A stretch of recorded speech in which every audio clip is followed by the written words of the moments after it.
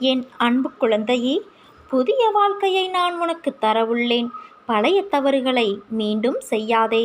சந்தர்ப்பங்கள் உன்னை மீண்டும் தவறு செய்ய நேரிட்டால் என் மந்திரத்தை நீ உச்சரித்து வா. அது உன்னோடு பேசும். அனைத்தையும் நான் பார்த்து கொள்கிறேன் என் தங்கமே. உன் மனதில் குதர்க்கமான எண்ணங்கள் எழுந்தால் அதை விட்டுவிடு. அதை பெரிதாக எடுக்காதே. மனமும் புத்தியும் தான் நமக்கு பாதி நண்பன், பாதி எதிரி. அதனால் அவற்றை என் பாதத்தில் வைத்துவிடு. அனைத்தையும் நான் பார்த்து கொள்கிறேன். நிறை குறை என்பது எல்லோரிடமும் உண்டு. அதனால் அதை திருத்த நீ முயற்சி செய். இப்படி குறையுடன் இருக்கிறோமே என்று வருத்தப்படாதே. உன் அன்னையான நான் உன்னோடுதானே இருக்கிறேன். நான் உன்னை கவனித்து வருகிறேன். ஏதோ பெரிதாக நடந்தது போல யோசித்து கொண்டு இருக்கிறாயே, அப்படி என்ன நேர்ந்தது? நீ அதை சொல்ல தயங்கினாலும் நான் அறிவேன். தயவு செய்து தேவையில்லாமல் யோசித்து கொண்டு இருக்காதே. கவலைகளுக்கு இடம் தராதே. ஏற்றத்தாழ்வுகள் இல்லை என்றால் நீ வாழும் வாழ்க்கைக்கு ஒரு அர்த்தம் இருக்காது. மனதில் பக்குவமும் தைரியமும் இருந்துவிட்டால் நீந்தி கொண்டு வந்துவிடலாம். நீயோ இவை அனைத்தையும் கடந்து வந்துவிட்டாய். நீ எனது செல்ல பிள்ளை அல்லவா? உன்னை கண்டிப்பதற்கு உன் தாய் எனக்கு மட்டும்தான் உரிமை இருக்கிறது. கவலைப்படாமல் இரு. என்னை தாண்டி என்னை மீறி எதுவும் நடக்க விடமாட்டேன். என் அனுமதியின்றி எவரும் உன்னை நெருங்க விடமாட்டேன். உன் அன்னையான நான் இருக்கிறேன். தைரியமாக இரு. தன்னம்பிக்கையோடும் இரு. கெடுதல் நடப்பதற்கு இடம் கொடுத்துவிட்டால் பிறகு நான் எதற்கு? தண்டத்திற்காயிருக்கிறேன். கலங்காதே குழந்தையே. எந்த சூழ்நிலையிலும் நான் உன்னை கைவிட மாட்டேன். உன்னை வெறுத்து ஒதுக்கியவர் மத்தியில், உன்னை இழிவாக பேசியவர்கள் மத்தியில், நீ எல்லாம் எங்கே வளரப்போகிறாய் என்று அகங்காரத்தோடு பேசியவர்கள் மத்தியில், உன்னை வீழ்த்தி பார்க்க மந்திரத்தையும் தந்திரத்தையும் செயல்பட செய்தவர்கள் மத்தியில், அனைவரும் உன்னை பார்த்து வியக்கும் வண்ணம் வாழ்க்கையில் உன்னை நான் உயர்த்துவேன். ஆனால் எது தெரியாமல் நீ கவலைப்பட்டு கொண்டு இருக்கிறாய். நம்பிக்கையோடு இரு. நம்பிக்கைதான் வாழ்க்கை. உன் வாழ்க்கையில் நடக்கின்ற அனைத்திற்கும் நீதான் காரணம் என்று எண்ணாதே. எரியும் மெழுகுவர்த்தி கரைகின்றது. அதற்கு நான் தான் காரணம் என்று நெருப்பு சொன்னால் ஒளி எப்படி கிடைக்கும்? அதேபோல வாழ்க்கையில் இழப்பு, அவமானம், தோல்வி, துரோகம், கோபம் இவை அனைத்தும் இருந்தால்தான் வாழ்க்கையை நீ கடந்து செல்ல முடியும். அப்படிப்பட்ட வாழ்க்கையில்தான் நீ இப்போது இருக்கிறாய். தினமும் உன் கஷ்டங்களால் மெழுகுவர்த்தியாய் கரைகின்றாய். ஆனால் நிச்சயம் நீ ஜெயிப்பாய் என் குழந்தையே. மற்றவர்களுக்கும் ஒளி கொடுப்பதற்காகவே பிறந்த குழந்தை நீ. வாழ்க்கை என்னும் வானத்தில் நட்சத்திரங்கள் போல ஜொலிப்பாய். ஆனால் ஒன்றை மட்டும் நினைவில் கொள். உன் வாழ்க்கை இன்னும் முடிந்து விடவில்லை. ஒருவரை தகாத வார்த்தைகளால் திட்டுவது, அவமானப்படுத்துவது, ஏளனம் செய்வது, பொறாமை போன்ற செயல்களை செய்யாதே. இதற்கான பதிலை நீ நிச்சயம் எதிர்கொள்ளும் நேரம் வரும்போது உன்னால் தாங்கிக் கொள்ள முடியாது. தர்மம் நிலைகுலைந்து அதர்மம் நியாயம் செய்கிற கலிகாலத்தில் நாம் வாழ்கிறோம்.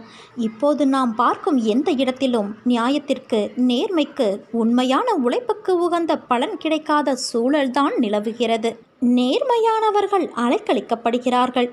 ஏமாற்றுகிறவர்கள், பொய் பேசுவதை அன்றாட தொழிலாக வைத்திருப்பவர்கள், பிறர் சொத்தை அபகரிக்கிறவர்கள், இப்படி எல்லோருமே சீரும் சிறப்புமாக வாழ்கிறார்கள். நிலை தவறுகிறவர்கள் தங்கள் வாழ்வில் நடக்கிற ஒவ்வொரு நிகழ்வுக்கும் ஜோதிடம், பிரசன்னம், அருள்வாக்கு என சதா அலைந்து கொண்டே இருக்கிறார்கள். இதனால் அவர்களின் பிள்ளைகளுடைய வாழ்க்கை கெட்டு விடுகிறது. இறைவனை நம்புகிற மக்களும் நல்லவர்களும் கெட்டு போகக்கூடாது. கடனிலும் கஷ்டத்திலும் சிக்கி அல்லல் படக்கூடாது. பொய் பேசுபவர்களின் பேச்சை இனியும் நம்பி ஏமாறக்கூடாது என்ற நோக்கில் நல்லவர்களையும் கருணை மனம் உள்ளவர்களையும் மட்டுமே நான் தேடி தேடி பிடிக்கின்றேன். அப்படித்தான் நீயும் என்னால் பிடிக்கப்பட்டாய். சிட்டுக்குருவியின் காலில் நூலை கட்டி இழுப்பதைப் போல என்னிடம் நான் உன்னை இழுத்து கொள்வேன். ஜோதிடம் பொய் அல்ல. ஆனால் அதன் மீது இவ்வளவு தீவிரமான நம்பிக்கை தேவையில்லை. நானே எல்லா நிகழ்வுகளுக்கும் காரணகர்த்தா ஆகும்போது தேவையற்ற முயற்சி, அலைச்சல், குழப்பம் வேண்டாம் குழந்தையே. நான் அனைத்தையும் பார்த்து கொண்டு உன்னை விடுதலை செய்து விடுவேன்.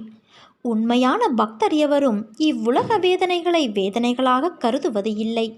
என்னை விட்டு பிரிந்து இருப்பதையே உண்மையான பக்தர் பொல்லாத வேதனையாக கருதுவர்.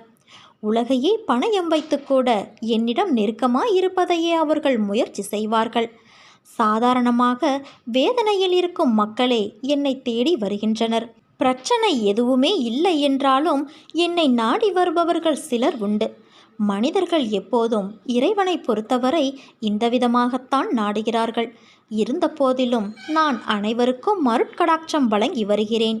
என்னை பூஜை செய்ததால் நீங்கள் அவதிப்படுகிறீர்கள் என்று என்னால் ஏற்றுக்கொள்ள முடியாது. என்னை நெருங்காது இருந்தால் அவர்கள் வேதனை அதிகமாக இருந்திருக்கும் என்பதுதான் உண்மை. என் தங்கமே, நீ சந்திக்காத விளைவுகள் இல்லை. கவலைப்படாதே. உன்னோடு உன் அன்னையான நான் இருக்கிறேன். உனக்கான பொன்னான நேரம் உன்னை நெருங்கிக் கொண்டு இருக்கிறது குழந்தையே. சிக்கல்கள் நிறைந்த இந்த உலகியல் வாழ்வில் தன் பக்தன் தன்னுடைய வாழ்க்கைக்கு ஜோதிடத்தின் உதவியை நாடலாமா? ஜோசியர்கள் ஓரளவுக்குத்தான் உன்னுடைய வருங்கால வாழ்க்கையை கணித்து தருவார்கள். ஆனால் நான் முழுமையாகவும் விரைவாகவும் உதவுவேன். நீ என்னிடம் சரணாகதியடைந்து விட்டால் உன்னுடைய வாழ்க்கையின் முழு பொறுப்பையும் நான் ஏற்றுக்கொள்வேன். உன்னுடைய துயரங்களை குறைப்பேன். உன்னுடைய ஆனந்தத்தை நான் அதிகப்படுத்துவேன். நீ சுகம் துக்கம் இரண்டிலுமே என்னைப்பார். உலகியல் ஆன்மீக வாழ்க்கை இரண்டிலுமே என்னைப்பார். உதாரணமாக, ஜாதகத்தில் குழந்தை பேறு இல்லாத எண்ணற்ற பக்தர்களுக்கு நான் குழந்தை வரமளித்துள்ளேன். ஜாதகம், கைரேகைக்காரர்களின் ஜோசியம் ஆகியோரின் முன்னோடி உரைகளை தூக்கி எறிந்துவிட்டு என்னை மட்டுமே நம்பு. என்னை நம்பி என்பால் லயமாகும் மனிதனின் எல்லா காரியங்களையும் பொம்மலாட்டத்தைப் போல நான் முன்னின்று நடத்துகிறேன். நீ ஒன்றை மட்டும் நினைவில் வைத்துக்கொள். சந்தோஷம் இல்லாத இடத்தில் யாருக்கும் நிம்மதி இருக்காது. பக்தி இல்லாத இடத்தில் சத்தியம் இருக்காது. தியாக மனப்பான்மை இல்லாத இடத்தில் நிச்சயமாக அன்பும் இருக்காது. அகங்காரம் என்ற வலையில் சிக்காதவர்கள் ஆண்டவனுடைய அரவணைப்பில் இருக்கும் பாக்கியத்தை பெறுகிறான். என் மீது நீ நம்பிக்கை வைத்து வழி நடத்துமாறு வேண்டி முழு மனதோடு என்னை சரணடைந்துவிடு. உன்னுடைய பொறுப்பை நான் சுமப்பேன். உன் குடும்பத்தை தாங்குவேன். உன் கண்ணீரை என் விரல்கள் துடைப்பதை அப்போது நீ உணர்ந்து கொள்வாய். புதிய வழிகளை நான் உருவாக்கி தருவேன். நீயாக எந்த சிக்கலிலும் வலிய போய் மாட்டிக்கொள்ளாதே குழந்தையே. ஒரு செயலில் ஈடுபடுவதற்கு நீ 1000 முறை யோசிக்கிறாய்.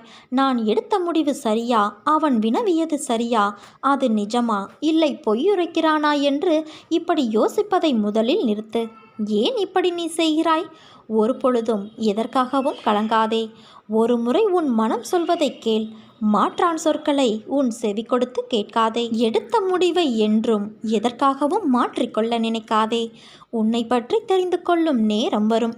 எதையுமே கேட்டு வாங்கி கொள்ளக்கூடாது. தானாக வந்தால்தான் அதற்கு சிறப்பு. வாழ்க்கையில் புரிந்து நடை போட்டு பழக கற்றுக்கொள் குழந்தையே. பசிக்கு அன்னமிடுவதையும் கடினமான சூழ்நிலையிலும் உன்னிடம் யாசகம் கேட்டு வருவோருக்கு முதலில் உதவி செய்ய பழகிக்கொள். அவன் என்னிடம் முறையிடுகிறான். நான் உன்னிடத்தில் சேரும்படி அவரை அனுப்புகிறேன். அனைவரும் வியக்கும் வண்ணம் வாழ்க்கையில் உன் அன்னை நான் உயர்த்துவேன் என் குழந்தையே. வீசும் காற்றுக்கு அளவுகோல் தெரியாது. பாய்ந்து சுழன்று வரும் மலையான நீருக்கு அளவு இல்லை. சுடர்கொண்டு எரியும் நெருப்புக்கு அளவை எட்ட முடியாது.